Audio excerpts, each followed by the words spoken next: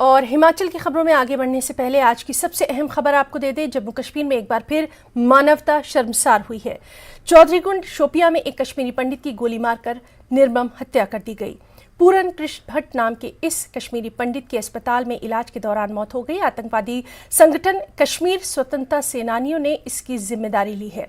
राजनीतिक और सामाजिक जम्मू कश्मीर के संगठनों ने इस मामले की कड़ी निंदा की है और कश्मीरी पंडितों की हत्या के विरोध में प्रदर्शन हो रहे हैं।